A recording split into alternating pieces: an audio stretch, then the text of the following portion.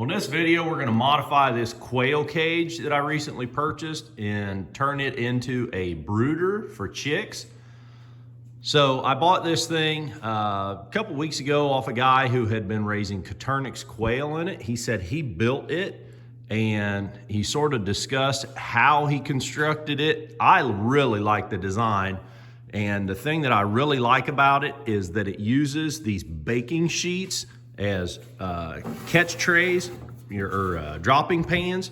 So it uses these big commercial baking sheets, which are not that hard to find. Normally with cages like this, if you're building something for your birds, it seems like one of the hardest things about the construction is finding a pan or pans to use for it. So I really like that it uses these baking sheets. Because in fact, when I bought it off of him, he only had 5 of them. And I happen to have like 5 or 6 of my own already at home. So now I've got enough pans for all the levels. So you can see that the construction here is mostly hardware cloth and ripped ripped wood. I think he said he used like 2x6s and ripped them down, and that's how he got these roughly 1.5 inch square material. It's screwed together. It looks like each joint has 1 screw. They look like sort of all-weather. There's a Torx head screw. So they look like they're the coated all-weather stuff, which is nice.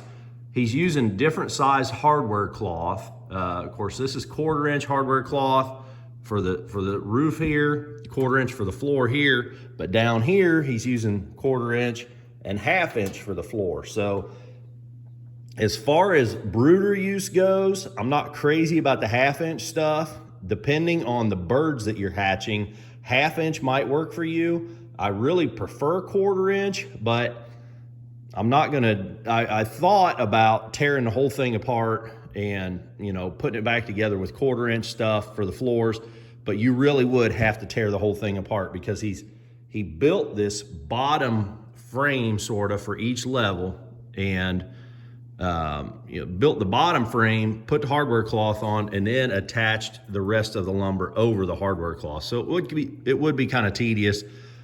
I also considered just using this as a model and building one a little differently, but not much differently, and then sort of abandon that idea. And I thought I'll just modify this. It's already, the main construction's here. You can see how he has this lumber to catch the pans. This little sort of L bracket here, or T bracket, whatever you want to call it. You can see how he did that here. I really like how he's got these pans in here. So if you guys are looking for ideas on, how to build something like this, the dimensions roughly, so he used 24 inch hardware cloth. You can see how much overhang he's got on either side there. So that'll give you an overall dimension. It's about 25.5, I think, is the width of these things. And this is 12 inch hardware cloth. So you can see how it attaches here and up to here. So it's 12 inches tall on the outside. And then, of course, again, 1.5 by 1.5 lumber for the framing. And so that makes the inside tall enough to use your standard chick waters, the mason jar waters. So those will slide right in here. He had doors on it. I have already removed those. And these, this rough edges here, this is from where I pressure washed it. I just got a little too close to the lumber. I brought it home and pressure washed it because you can see that, of course, it's been used. He had these doors mounted on this hole, and then there's a bigger door just behind it mounted in this space. He had hinges screwed here so that the doors flip down, and it was fairly handy. You see that divider with a little hole cut in it? Those dividers were on each level right here so that the birds could go from this area through that hole out. And then those plywood pieces were covering the side and the side here, so that this was sort of a enclosed area to keep the birds, feeling sort of confined and safe. Again, he was dealing with quail. so they could sort of come in their little house area, go through the hole, and get out into the open area. My plan is to put a solid divider in here. Again, I'm just going to use OSB. I have used particle wood sort of things for building brooders in the past, and you really don't deal with a wetness issue that's ever a problem. So OSB is sufficient to use for brooders. No, it's not as sanitary as stainless steel, but if you want to build something out of galvanized or stainless steel, by all means do that. That will be more sanitary. You'll be able to disinfect that. But, you know, for my purposes, wood, hardware cloth, and OSB is just fine. You can always spray them with bleach between hatches if you like.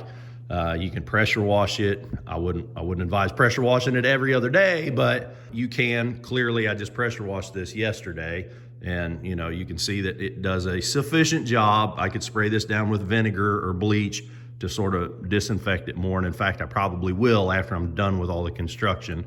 But so we're gonna go back with an OSB divider in here. I am going to cover the front in a welded wire. The doors that he had were handy, but for chicks, especially quail chicks, the doors left a little to be desired in the fact that they allowed a little bit of a gap. You have to have a gap for the door to swing, for the door to close, and quail chicks can fit through a 1/2 inch wide opening. So I got to do something different for the doors, and I like to use welded wire on the front of a brooder so that you can see. And if you cut a hole and make like a cage door hole, then when it closes, they close right up, and there's no way for a bird to get through that. So I'll show you how we're gonna do that. I think we're gonna take the 1/4 inch hardware cloth off the front here and then just cover the whole front face with welded wire. I'm having a hard time finding 1/2 by 1/2 welded wire. We'll probably do 1/2 by 1, and then we'll have to lay some 1/4 inch hardware cloth up against it on the inside. Again, quail chicks can fit through a 1/2 by 1 hardware cloth. So there's nothing worse than walking up to your brooder, one of them run out that has escaped, you don't realize it, and you step on the thing. So ask me how I know. You see a little bit of damage here that he's patched over. Again, I'm gonna remove this and we'll put that 1/2 by 1 on. So we'll plan on using this level will get the most use. And you could tell that's how it ended up here too. Like these two levels were hardly dirty at all. This level was caked with some stuff. It's because it's eye level. It's right here, it's easy to get to, it's easy access. You can see, you can reach in, you don't have to bend over. So if you're building a brooder, plan on the levels that are closest to eye level, that are easy access. Those are gonna be the ones that get the most use, which worked out good in this case because I like this 1/4 inch. So we're gonna plan on brooding quail chicks on this level. If they get a little older, we'll put them down here. If we have peafowl, chickens, you know, pheasants, whatever we end up brooding in this thing, they will all do well on 1/4 inch, but those larger varieties can tolerate the 1/2 inch. So if we got a level full of quail, we've got room to put chickens or peafowl or turkeys or whatever. They can tolerate that 1/2 inch. And so we're gonna do an OSB divider here. We're gonna put OSB on the outside walls. On 3 sides, we're gonna put OSB walls. We're not gonna put anything on top because these levels are only about 9.5 inches tall. I want the heat to escape from my light bulbs. I'm gonna use red light bulbs to heat with. So on this OSB wall over here, we're gonna attach a very simple round light fixture that you could buy at Lowe's or Home Depot. We're gonna attach a light fixture here. Somewhere, I haven't decided yet where, I'm gonna attach, or we're gonna wire up the thing with 12-2 Romex wire, standard household work boxes, and outlets, and we're gonna use electronic thermostats. In the past, I've used wafer thermostats. They work great. But right now, the pricing on wafer thermostat, a complete wafer thermostat, like for an incubator, is about $30. where you can get on Amazon, get electronic thermostats for about half of that. So just as a cost savings measure, we're going to use plug-in electronic thermostats. So we're gonna wire up outlets. Each level will have its own outlet. Each level will have its own thermostat. And that thermostat I will hang on the inside of the smallest level, or we'll mount it somehow on the inside of the smallest level, but that thermostat will control everything on this side. And again, that wall will be here, and that thermostat will also control, we're gonna wire up another identical light fixture on that wall. So that light fixture will heat this area, but it will be controlled by the thermostat on this side. And I'll show you what I mean when we get it done. So we're gonna divide these things where we have 3 levels. When we put those walls in, we're gonna divide this up, and we will have then 6 individual brooders. It makes keeping track of different hatches much easier if you got more holes to put birds in. I will link in the description down below my old brooder that I built into the barn at my old house, which it worked out phenomenally. I'll put a link in the description down below about that brooder, and that's what I'm sort of modeling this after again. But it works out really, really well. You can have one thermostat control both sides, and you're not in danger of anything. But because the thermostat will be on the more confined side, that's where the most heat is gonna be built up. Having the thermostat controlled by the confined side makes the other side a little safer. Well, I got my back OSB on and the 2 sides, and then I decided, you know what, I really want to change this the way that the front is. And rather than just having like a 1/3, 2/3 sort of thing, I'm just going to go ahead and split it up equally. So I'm moving some of the structure around on this thing. So you can see how this second shelf was. It had 2 supports in the front. This was, that same way up here. I went ahead and popped those out and shifted one to the back, use it, just reusing the same boards, put this on the front. Now, when I put my OSB panel in here, it's gonna be an equal split, 2 equal sides. It's just that one side, it was gonna be too small. So I'm gonna go ahead and do the same thing with the rest of these, and then I'll go ahead and cut some OSB panels to fit in here in the middle. All right, I think we're done cutting lumber. So I cleaned up the lumber mess, swept the floor. We're gonna start on our electrical now. And so you can see what I did here. Of course, we talked about moving these supports in the front. So a support in the front, one in the back, and then I went ahead and cut some 2x4s in half and used them as bracing for the bottom as well as the top. And then I stapled the hardware cloth to it to try to keep a bird from maybe jumping up and getting his head. If that hardware cloth were loose between there, I don't want a bird getting stuck up in there. And then, of course, just cut OSB panel to fit in here, sort of notch the corners a little bit. It's not pretty, but it's in there very well, and should be, good enough for the birds. So now you can see what I'm gonna do for my heating system, sorta. So these are round. This is a round work box that you can pick up at Home Depot, Lowe's, whatever. This is for like doing a ceiling fixture, like a ceiling fan or a round light fixture. So you can see it's already got holes on the end. I'm gonna go ahead and fasten those. I'm gonna fasten it to the OSB, through the hardware cloth. I'm gonna bolt that on. I don't trust a screw to hold into that 7/16 OSB because it's real thin stuff. So I'm gonna go ahead and through bolt that through that OSB. That'll be about there.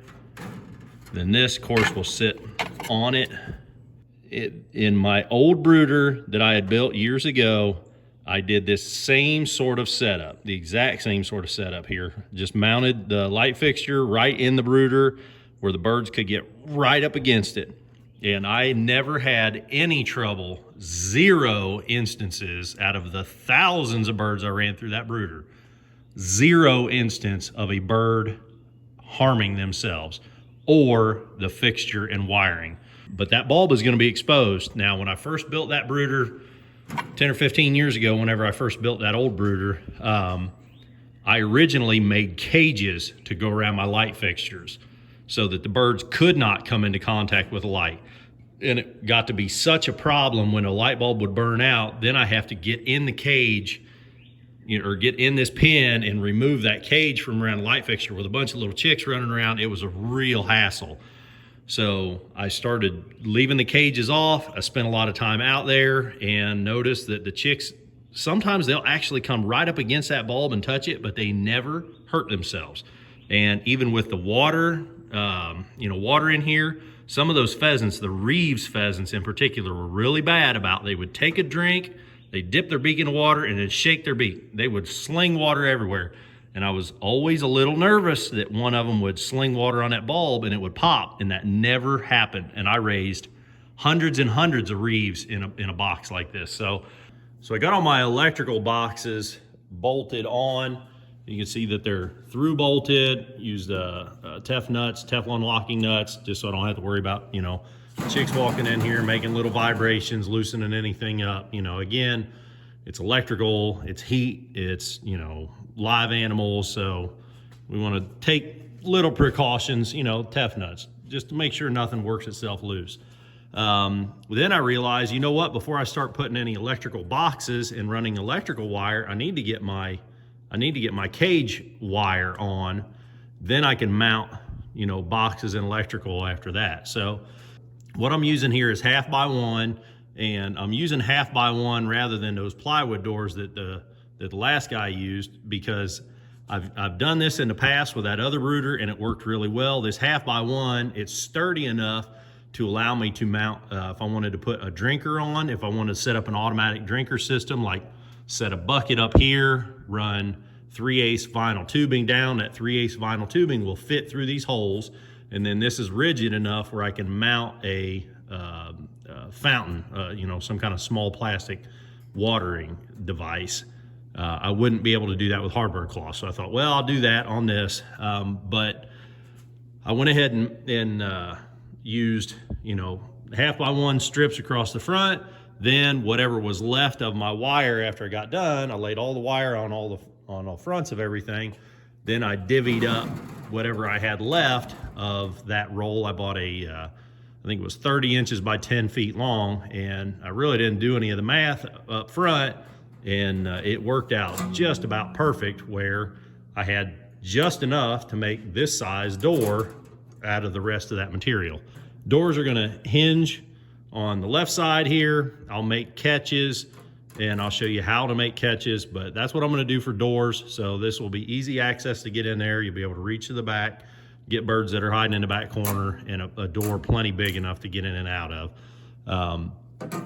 I made sure when I cut the wire that I ran the grinder along the edges. I am also, after I get done with everything, I'm gonna put vinyl tubing to protect you from these edges, because these edges can be really sharp when you cut this wire. The best way that I found to cut wire over the years is it's faster to use electric cutoff wheel, just an angle grinder with a cutoff wheel, one of these things. This is the best way to do it. You can cut it and sort of shape and knock down the burrs and everything, but you have to be careful that it's a power tool. It can get away from you, it can hurt you, but it does a really good job with these edges. What you can use is side cutters. Now, I've used side cutters for years. They will work just fine to cut this stuff. You try to cut it as close and as flush as possible. You can then take a file or sandpaper or something, or just use like a slit vinyl tubing to go over this edge to protect this edge. Because if you're using these, they will leave little bitty stubs on here that will cut you to pieces if you drag your arm across it. Well, before I forget again, I figured I better go ahead and put this 1/4 inch hardware cloth on here. So for the first couple inches here, well, about the first 3 inches, you can see I put 1/4 inch hardware cloth on there, and it's just too small for J-clips. So I went ahead and used zip ties as much as I kind of didn't want the look of that. So the bottom 3 inches is covered with hardware cloth. I did it on the door as well as the, the fixed wire. And well, we got all our doors hung, and now I need to make latches. They're swinging real nice. I don't think I talked about the doors much. A little bit ugly right there, but it's working. I like to have at least a 1/2 inch overlap. So I've got a 1/2 inch overlap at least all the way around. Down here on the bottom, I got about 1 inch. On this side, I got about 1 inch. And that way, if the door, you know, if the door doesn't line up just perfect, you got overlap, and it's not like a bird is gonna try to squeeze through and jump out. So when you're making your doors, make a little bit of overlap. Now I got to come up with some latches, and it's been, oh gosh, it's probably been more than 10 years since I've made a latch. I picked up some number 9 wire. I think that's what I used years ago when I was making latches. I've made a bunch of them, but it's been over a decade since I've done it. So I'm gonna have to try to remind myself how to do this. I'm gonna fumble around with this for a little bit. I'll show you what I come up with. This is way too large diameter. This is not what I've used in the past. I'm gonna have to round up some different wire. Okay, so this is the number 9 wire, and you can see how thick it is. That just, I don't know, my memory sort of let me down. So that is definitely too thick. That's what I bought at the hardware store. That ain't gonna work. This is some stuff that I just went over to Dad and he had out in his barn. This is high tensile fence wire, like the kind that they stretch it for horse fences and stuff. You run electric through it, but it's, you know, much thicker, and it's harder. It's almost, it acts like spring steel sorta, which in this case is a good thing. So this is the little model that I came up with. I bent it. I played around a little bit with some different diameter rods to bend it around. This is the one that I'm working with, and you can see, you know, wrapping it around that rod, just how much, you know, I'm bending it around that, and it bends up tight to that dowel. But then when it relaxes that much, when you take pressure off of it, so it's very hard wire. But when we lay it up here, so we're going to use J-clips. We use J-clips right there where my fingers are at on the horizontal as well as the vertical, and this is gonna work really well. So I might, this one's a little bit crude looking. I might try to make some a little bit prettier, but we're using, I went over and cut off 6 or 8 feet off of his roll, so you can see sort of the diameter of the stuff. I'm gonna see about making 6 of them a little prettier than that one. Well, there's one of the latches finished and installed. You can see I used those J-clips to fasten it. So when you bend up these things, you just make sure you put a 90 on it. I mean, that's as simple as it is. You gotta play with it a little bit, get it tuned just right. Like I had to play with it, put it up here, bend this a little closer because it was wanting to close, you know, where it was gonna be an intersection of a couple of wires here. So you just sort of play with it till you get it just right. You get just the amount of tension that you want, bending this angle or squeezing these 2 parts together. And that is a handy, very quick and easy little latch. Real cheap. You can buy these, you can buy them on Cutler Supply. I'm guessing they probably still sell them, but you can make them, you know, pretty cheap. So, well, those latches are sort of a nice, inconspicuous, tidy look. They sort of look professional. It beats some other sort of, you know, janky spring looking thing. I like these. I think they look a little better. They are very easy to use. You can quickly use it with one hand. So we got all 6 of them done, and now what I'm doing is I'm going around here and protecting the edges with some vinyl tubing. So what I've found through the years is what works best is small diameter vinyl tubing. Now this is some little bitty stuff. I don't expect you to be able to find this because this is probably like 1/16 or I don't know, 3/32 inside diameter, something like that. What I have used in the past though is this stuff. This is 1/4 inch OD. 1/4 inch OD? That can't be 1/4 inch OD. Says it is. Anyhow, this is the size that I've used on other cages before, and it's a little bigger. You notice it, but it works just fine, and you can find that at any hardware store. If you get lucky, you find this small diameter stuff. And again, this is tubing, but my pocket knife has sort of got a rounded tip, and I can just shove my pocket knife in there and just lay it right open. So you slit you slit it, and then you just sort of slide it right on there, and it'll stay on there. It'll protect that edge. It'll protect you, protect the birds. I don't generally worry about the door so much, because the door, when it overlaps, it's on the outside here, so I'm not really worried about the birds getting into it. And the doors more or less are out of the way. It's all about your arm against these sides when you're reaching in to grab birds in the back. I might kind of cover this top if I've got enough tubing to do it. And when I was putting this wire on here, I sort of tucked this last edge down to where the wood sort of protects me from those pokey edges of that wire there. So I'm really not worried about that side. Again, if I've got enough tubing, I'll probably do the top here, but it seems like it's always the sides that get you. Well, here we are. It's been about a week, and you can see I put wood on top of it as much as I don't want to. Every few days I would come out here and sort of experiment with it and lay a piece of plate metal up there or lay a piece of OSB board up there and just see what my temperatures were. And we've been going through another cold snap, which is good. I'm glad we're going through that cold snap now, because I just can't get the temperature where I like it with these 100-watt bulbs. So again, today I'm doing a little experiment. So when I put that wood up there on top, I actually went out and bought some 250-watt bulbs, as much as I didn't want to. And the 250-watt bulbs don't seem to heat that wood up really any more than the 100-watt do.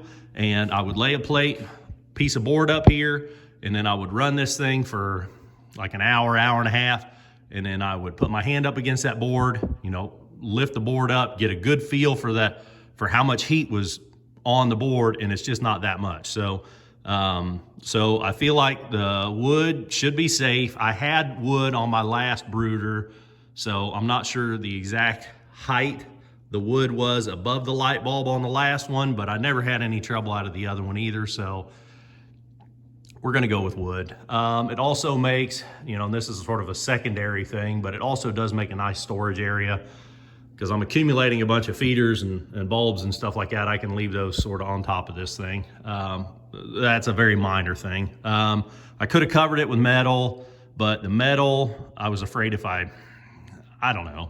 I covered it with OSB. It's gonna be fine. It's cheap. It was easy to do. And so now the problem that I'm running into, we are having a cold snap. Again, it got down into like 20s last night. So I think maybe last week when I was playing with this, the ambient temperature in the shop here was probably a little warmer. I went ahead and started my furnace back, or I got a mini split heat pump up there. I started it back up a couple days ago because it was cooling down in the shop here, and I didn't want my incubator to start running into weird issues with heating. And because of that, now I'm experiencing what a cold snap will do. Like last week when I was playing with this, I think I had garage doors open and stuff, so it was probably about 70 degrees, I'm guessing, where now it's only about 60 degrees in here, and it's causing these 100-watt bulbs to not be able to keep up. Last week, the 100-watt bulb with it covered in here would run that thermometer up to 101. Today, it's only able to get it up to about 95. So I'm glad I'm playing this game still. I'm certainly glad we don't have chicks in there that I'm dealing with this issue, but I'm gonna have to upgrade from the 100-watt bulb to the 250s, and when I put a 250 in here, then it will start to trip the thermostat. So I'm gonna keep the 100 watts, of course, on hand. When it does start warming up, I'll be able to go back to them. I did the math, and a 250-watt bulb divided by 120 volts is only like Alexa, what is 250 divided by 120? 250 divided by 120 is approximately 2.0833. So you got like 2.08, call it 2.1. That's 2.1 amp draw on a single 250-watt bulb. So if we multiply that 2.1 times 2 for one level, that would be 4.2 amps, 8.4 amps, what are we looking at? 12.6 amps. So we'd be a 12.6 amp draw for the whole system on 12 gauge wire. That's no problem for that. That can handle the load. These things I think are only rated for 15. If we wanted to run them up to that full 15, 12.6 is not a problem. If we figure a 3/4 load, Alexa, what is 12.6 divided by 15? 12.6 divided by 15 is 0.84. Okay, so that'd be an 84% load on the rating on this thing. So, well, no, I take that back. That would be an 84% load on one unit. So we're dividing that up. So we're only looking at like 4.2 per. So we're good on everything. I guess the plug is probably a 15 amp plug. So we're putting an 84% load on a 15 amp plug. I'm okay with that. Not to get too far off in the weeds, but that's kind of the way I'm figuring the electrical, load on this thing. So we're good. That's why we use 12 gauge wire, and we got no issues. So I'm gonna have to go to 250s, and we'll run probably just the top layer or the top two on 250s. Now, whatever I do on the side with the thermostat is what I'll have to do on the side that does not have the thermostat. We got to keep the levels equal, or don't run birds on that side. So, because if I put a 250 watt in here and it's heating this up and getting up to 100 degrees, and I keep 100 watt in here and then maybe it only can get up to 85 degrees, I just, I can't have this one turning the heat off and have this one not be warm enough. And if I do that, then I just can't have birds on this side. So that's something you got to keep in mind. If we're doing one thermostat controlling two heat elements, we need to make sure that that one thermostat is representative of both sides, or that one heat element. You get what I'm saying. Either don't run birds on this side, or make sure you run the same bulb on both sides. So I'm gonna go ahead and stick that 250 watt in here and see what it does, because again, it's been plugged in for a couple hours and I'm only up to about like 95, 96 degrees. So I would love to see that at 100 degrees. And if it goes hotter than 100 on that 250, which I expect it will, of course, that's why we got a thermostat, so we'll dial it back down. Well, I've had that 250 watt in there running for a while, probably over an hour, well over an hour, and it is maintaining, what does that say, 97? So that's probably just about perfect for birds coming out of the incubator. Of course, I can adjust that, and I don't trust that thermometer, with my life, but it's probably pretty close. And I never go by thermometers anyhow. That'll get me in the neighborhood, get me in the ballpark.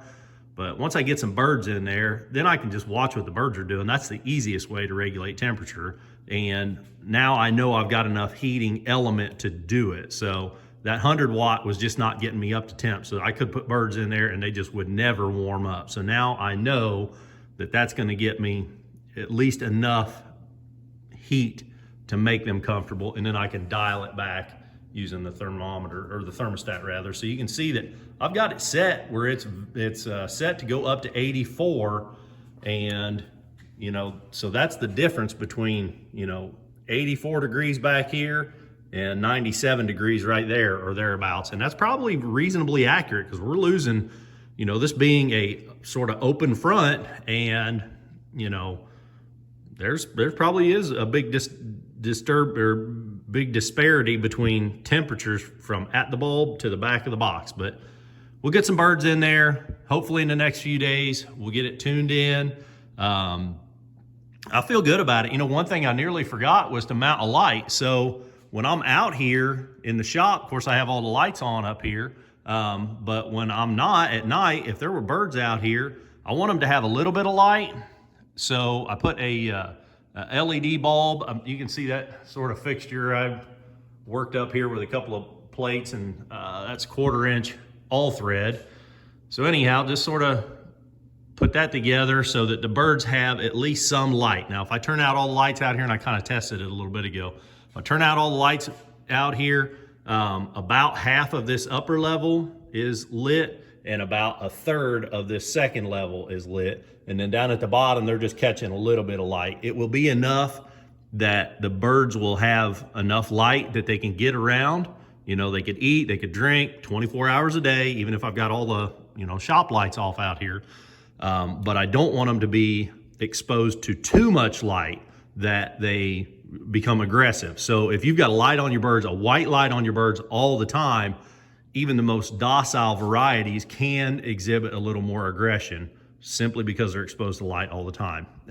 So give them a little bit of light, and if I run some game birds out here, you know, some pheasants, some peafowls, some turkeys, something like that, you know, those birds will be more susceptible to that aggression from the light. So I just only want them to have access to a little bit of light. One little bulb ought to do it. This is, I think this is like a 1500 lumen. You can see I made a little shade there just so it's not casting light out at me, but it's, you know, it'll be enough for the birds to be able to see what they're doing, but not so much that it will disturb them. So I'm looking forward to getting some birds, hopefully out of the incubator. Oh, what do we got? Maybe on Thursday. Today is Monday, so hopefully we'll have some chickens hatching on Thursday, and we'll break this thing in right. I hope I helped you with this one, guys. If you're looking for ideas on how to build a brooder or modify something to make it into a brooder, I'm real happy with how this turned out. So this is something that you're gonna build one time, and this will be something that should last for the rest of your life if you take care of it. If you like this video, click that thumbs up button. If you wanna see more videos of me working on all kinds of junk out here in the shop, click subscribe. Till the next time, keep on tinkering.